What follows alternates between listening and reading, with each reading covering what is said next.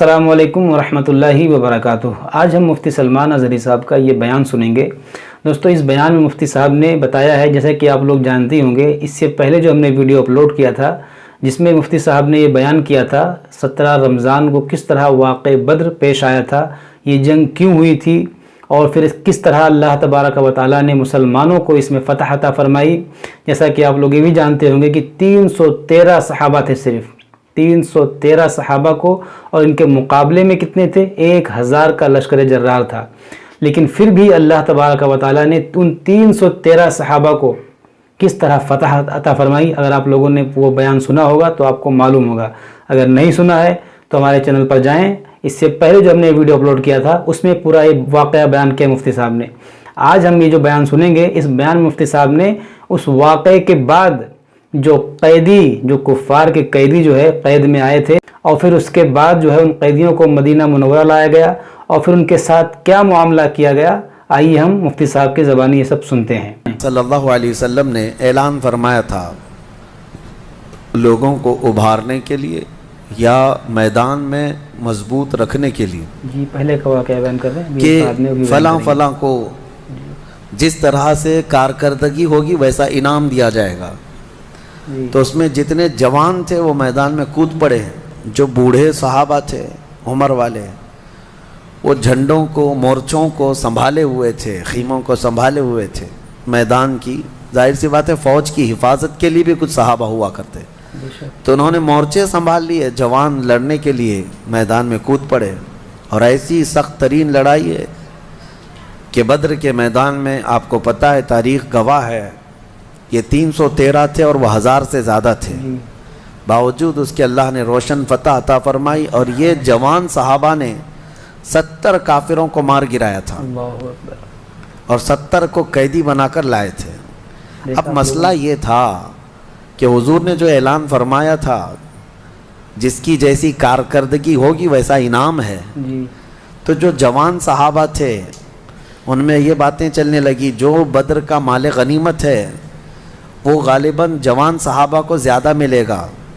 तो बूढ़े सहाबा वो कहते कि अगर हम मोर्चा ना संभालते तो तुम मैदान में उतरते कैसे। माशाअल्लाह, सही। बहुत तेज़ हमारे हाजी साहब जो है बेशक फरमाते हैं, क्योंकि बूढ़ों का अपना एक रोल होता है जी।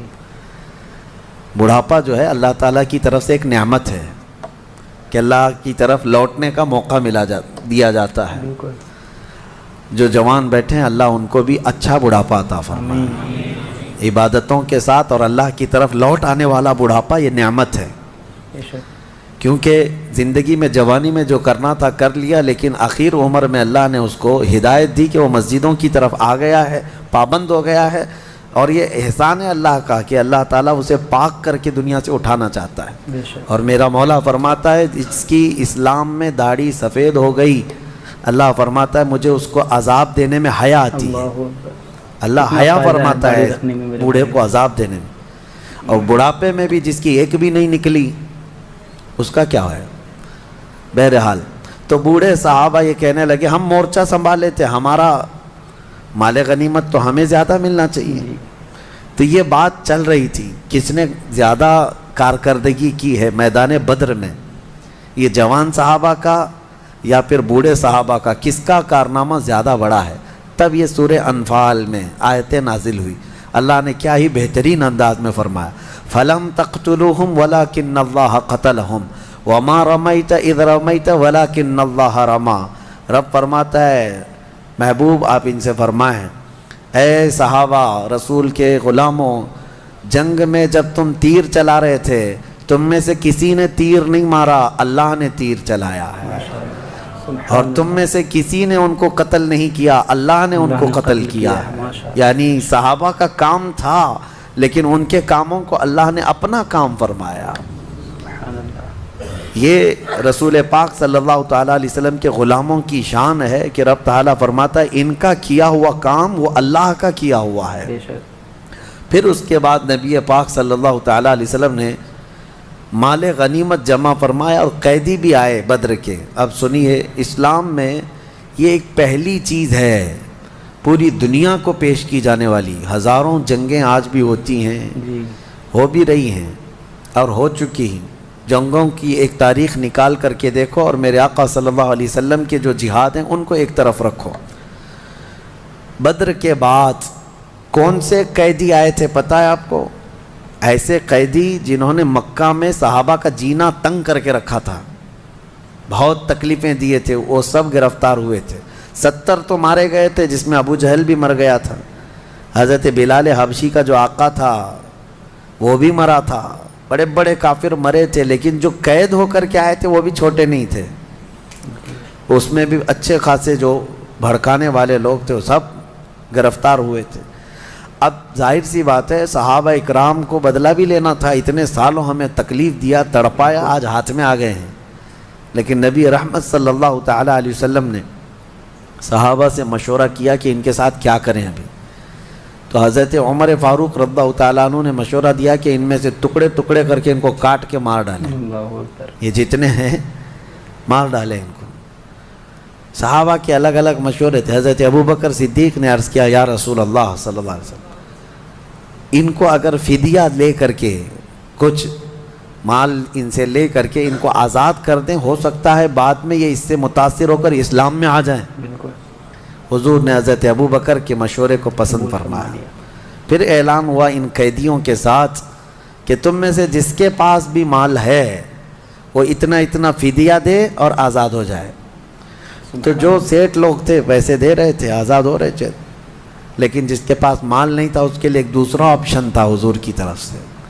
حضور پاک صلی اللہ تعالیٰ علیہ وسلم نے یہ سب سے پہلی چیز دنیا میں قائم فرمائی. قیدیوں سے جس کے پاس مال نہیں تھا اس کو آپشن، سیکنڈ آپشن یہ تھا کہ تم اگر کوئی ہنر جانتے ہو، کوئی فن جانتے ہو تو میرے 10 صحابہ کو سکھاؤ اور آزاد ہو جاؤ. ماشاءاللہ. یعنی اگر ان کے پاس کوئی فن ہے، کوئی کاریگری جانتا ہے، کوئی بھی کسی بھی طرح کا علم جانتا ہے، حضور نے آپشن دیا تھا میرے مدینے کے صحابہ میں سے 10 صحابہ کو تم وہ ہنر سکھاؤ اور آزاد ہو جاؤ. قیدیوں سے بھی کام لینا اور علم لینا یہ نبی پاک صلی اللہ علیہ وسلم کا ریولیشن ہے. اس سے پہلے کسی نے کام نہیں کیا ہے، آج تک بھی کسی نے نہیں کیا. اور اس کے بعد میں آپ کو بتاؤں انصاف کے ترازو پر سب کو برابر رکھا گیا. اتفاق ایسا کہ ان قیدیوں میں خود رسول اللہ کے چچا عباس بھی گرفتار ہو کر آئے تھے. وہ ایمان لائے ہوئے نہیں تھے، ایمان لائے ہوئے نہیں تھے. گرفتار ہو کر کے آئے اور ظاہر سی بات ہے وہ جب میدان میں آئے تھے ان کے پاس کچھ نہیں تھا. لیکن مکہ میں جب جنگ کے لیے نکل رہے تھے تو اپنی بیوی ام الفضل کو کچھ پیسے دے کر کے کہا تھا سونے کے سکے فلاں مٹکے میں یا کسی جگہ اس کو اندر بند کر کے رکھ دو، کسی کو خبر نہ ہو. جنگ میں آنے سے پہلے، بدر میں آنے سے پہلے اپنی بیوی کو دے کر آئے تھے اور وہ چھپا دیے گئے پیسے تہہ خانے میں. اب ان کے پاس یہاں میدان میں گرفتار ہونے کے بعد کچھ نہیں تھا. جب ان کی باری آئی تو حضور پاک صلی اللہ علیہ وسلم نے ان سے بھی کہا جیسے سارے قیدی دے رہے ہیں آپ بھی دیں، کیونکہ دشمنوں کے ساتھ آئے تھے آپ فدیہ دے کر کے آزاد ہو جائیے. یا پھر دوسرا آپشن ہے. تو انہوں نے کہا نہ میرے پاس کوئی فدیہ ہے، پیسہ ہے، نہ ہی کوئی دوسری چیز ہے. تو حضور پاک صلی اللہ علیہ وسلم نے فرمایا بدر میں آنے سے پہلے اپنی بیوی ام الفضل کو جو دے کر کے آئے تھے وہ منگوا لو. یہ میرے نبی کا علم غیب تھا، یہ ہے میرے آقا کا علم غیب. لوگوں کو ابھی پیٹھ پیچھے اور دیوار پیچھے کی لگی ہوئی ہے. میرے آقا صلی اللہ تعالیٰ علیہ وسلم تو تمہارے گھروں میں کیا کیا چیزیں تم چھپا کر رکھے ہو وہ تک جانتے ہیں. حضرت عیسیٰ علیہ السلام فرماتے ہیں، قرآن میں موجود ہے وَأُنَبِّئُكُم بِمَا تَأْكُلُونَ وَمَا تَدَّخِرُونَ فِي بُيُوتِكُمْ. حضرت عیسیٰ علیہ السلام کا یہ فرمان قرآن میں آیا ہے. وہ خود کہتے ہیں میں تمہیں وہ سب چیزیں بتا دوں گا جو کچھ تم گھروں میں کھاتے ہو اور جو جمع کر کے رکھتے ہو. جب عیسیٰ علیہ السلام اتنا جانتے ہیں تو کیا میرے نبی پاک صلی اللہ علیہ وسلم اپنی امتیوں کے احوال نہیں جانتے؟ جو نبیوں کے سردار ہیں یقیناً جانتے ہیں. رسول رحمت صلی اللہ تعالیٰ علیہ وسلم نے جیسے ہی یہ فرمایا حضرت عباس کیا کہتے؟ جواب کچھ بھی نہیں تھا. فوراً کہنے لگے میں ایمان لاتا ہوں. نبی پاک صلی اللہ تعالیٰ علیہ وسلم کی بارگاہ میں پھر ان کو آزاد کر دیا گیا. اور جو کچھ قیدی بچے تھے جن کے پاس دونوں بھی چیزیں نہیں تھیں ان کو مدینہ لایا گیا. اور قید خانہ کہاں تھا؟ مسجد نبوی میں رکھا گیا. سبحان اللہ، کاش ہم کو وہاں قید کر دیا جائے زندگی بھر. اللہ اکبر. مسجد نبوی میں قید کر دیا گیا. اب ہماری تمنا ہے کہ ہم مسجد نبوی میں قید ہو جائیں. وہ تو زمانہ رسول اللہ کا تھا. اللہ اکبر. اس زمانے کی کیا حضور ہر نماز کے لیے مصلی پر آیا کرتے تھے، جایا کرتے تھے. وہ کیسی جیل ہے، بلکہ وہ حقیقی جنت ہے. بے شک. جب ان قیدیوں کو لے جا کر کے وہاں رکھا گیا، مسجد نبوی کے ایک کنارے باندھ دیا گیا تھا. جی میرے عزیزوں، میں یہ بات اس لیے عرض کر رہا ہوں، دنیا آج اسلام کے اوپر جو انگلیاں اٹھاتی ہے کہ یہ کاٹتے ہیں، مارتے ہیں، ذرا وہ اپنے گریبان میں جھانک کر کے دیکھ لیں. جنگوں کے قیدیوں کے ساتھ یہ ظالم کیا کیا حرکتیں کرتے ہیں. تمہیں پتہ ہے گوانتانامو بے جیل دنیا کی سب سے بدنام، ابو غریب جیل، یہ امریکہ کی وہ جیلوں کا ذکر میں کر رہا ہوں جن میں انسانیت سے گری ہوئی حرکتیں کی گئی ہیں قیدیوں کے آپ ساتھ. لوگوں نے بھی دیکھا ہوگا سوشل میڈیا میں. عراق کے جو فوجی گرفتار ہو کر آئے مسلمان، ان کو پیشاب پلایا گیا ہے. اللہ اکبر. بہت سخت ترین، جانوروں کے ساتھ بھی یہ سب نہیں کیا جاتا. جیسا یہ لوگ کرتے بہت گندی حرکتیں ان قیدیوں کے ساتھ کی گئی جو مسلمان قید ہو کر کے آئے.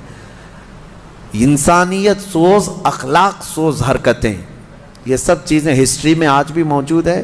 اور جس کے سامنے بھی یہ ذکر کرو وہ شرم سے پانی پانی ہو جائے گا. یہ کس کی حرکتیں ہیں؟ سپر پاور کی، جو دنیا کو اخلاق تقسیم کرنے کی بات کرتے ہیں، دنیا کے درمیان اپنے کیریکٹر پھیلانے کی بات کرتے ہیں، اور اسلام پر وہ بلیم کرتے ہیں. اسلام میں تو یہ حق اتنا احترام دیا گیا ہے کہ جنگوں سے جو قید ہو کر کے بھی آئے گا اس کو فنڈامنٹل رائٹس ہوں گے. بالکل. اس کے بنیادی حقوق، اس کے کھانے پینے اور اس کی ساری چیزوں کے حقوق رکھے جائیں گے. یہ نہیں کہ کوئی قیدی آ گیا تو اسے بھوکا پیاسا مار دیا جائے گا. بالکل نہیں. پہلے کے دور میں یہ بھی تھا کہ جو جنگوں میں قید ہو کر کے آتے تھے ان کو آگ میں جلایا جاتا تھا، اللہ اکبر. ان کے ٹکڑے کیے جاتے تھے. تو میرے بھائیوں، آپ لوگوں نے اس بیان کو سن لیا. اب یہ ہے ہمارا مذہب اسلام جو قیدیوں کے ساتھ بھی حسن سلوک کرتا ہے. لیکن آج کل آپ دیکھیں، کوئی بھی دنیا ہو، کوئی بھی حکومت ہو، وہ قیدیوں کے ساتھ کیا سلوک کرتے ہیں یہ آپ لوگ اچھی طرح سے جانتے ہیں. تو آپ لوگوں کو یہ پورا بیان کیسا لگا، آپ لوگ ہمیں کمنٹ باکس میں کمنٹ کر کے ضرور بتائیں. السلام علیکم ورحمۃ اللہ وبرکاتہ.